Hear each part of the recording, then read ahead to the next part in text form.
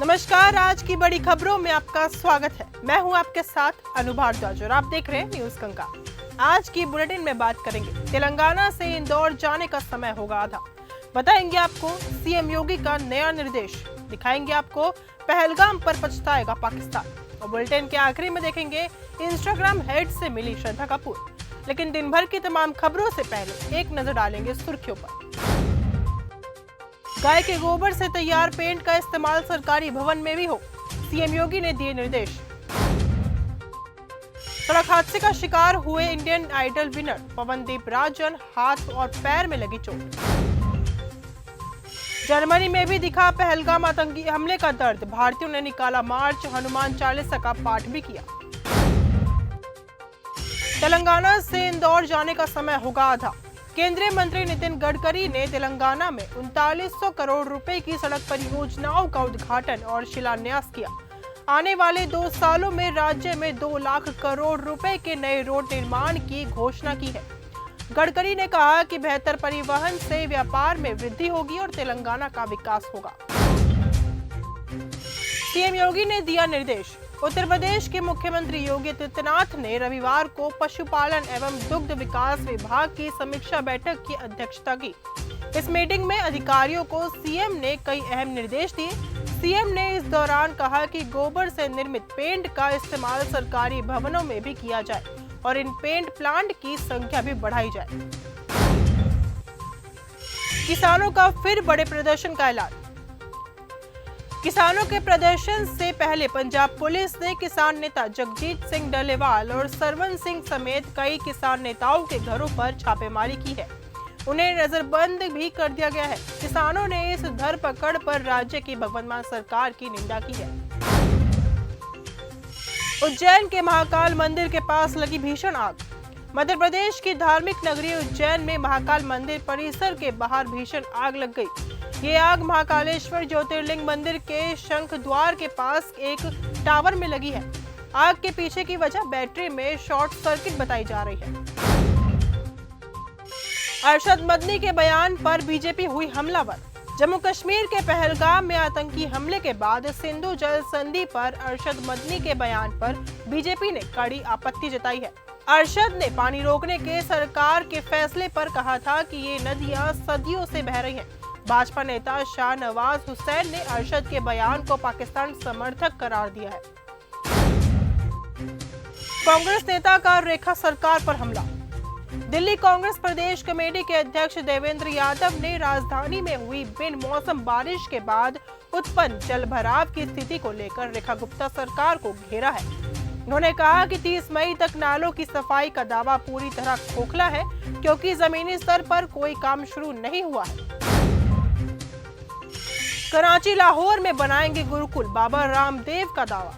Pahalgam attack के बाद बाबा रामदेव ने पाकिस्तान को घेरा है। बाबा रामदेव ने पड़ोसी देश पर निशाना साधते हुए कहा कि पड़ोसी देश भारत से लड़ने की ताकत कहां रखता है। भारत के सामने पाकिस्तान 4 दिन भी युद्ध के लिए खड़ा नहीं हो सकता। इसी के साथ बाबा रामदेव ने दावा किया कि कराची और लाहौर में अगला गुरुकुल बनाएंगे। पीएम मोदी के पास पहुंचे रक्षा सचिव। पहलगाम आतंकी हमले के बाद से भारत और पाकिस्तान के बीच तनाव बढ़ गया है। ऐसी अटकलें लगाई जा रही हैं कि भारत पाकिस्तान के खिलाफ कोई सख्त एक्शन लेने वाला है। इसी को लेकर रक्षा सचिव राजेश कुमार सिंह ने प्रधानमंत्री नरेंद्र मोदी से मुलाकात की है। ये मुलाकात नेवी और एयरफोर्स चीफ की मुलाकात के बाद हुई है। नीतीश ने बीजेपी पर फिर जताया भरोसा। पिछले 1 दशक में कई बार साझेदार बदलने वाले मुख्यमंत्री नीतीश कुमार ने कहा कि मैं हमेशा यही रहूंगा। मेरी पार्टी ने पहले भी मुझे कई बार यहाँ वहाँ भेजा है, लेकिन ऐसा दोबारा नहीं होगा। मुझे मुख्यमंत्री किसने बनाया? स्वर्गीय अटल बिहारी वाजपेयी ने। पहलगाम पर पछताएगा पाकिस्तान। सिंधु जल संधि के अनुसार भारत की ओर से कोई भी नया प्रोजेक्ट शुरू करने से पहले पाकिस्तान को 6 महीने का नोटिस देना जरूरी था, लेकिन अब संधि को निलंबित किए जाने के बाद से ऐसा करना जरूरी नहीं रहा है। साथ ही डाटा शेयर करने की भी कोई बाध्यता नहीं रही।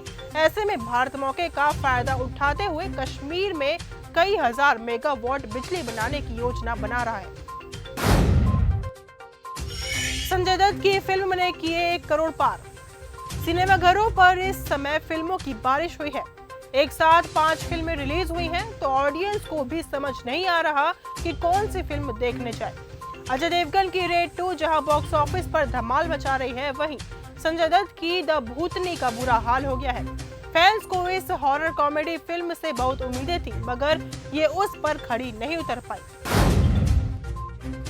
करीना कपूर ने सरेआम बिपाशा बासु को जड़ दिया था थप्पड़। करीना कपूर ने सरेआम बिपाशा बासु को जड़ दिया था थप्पड़।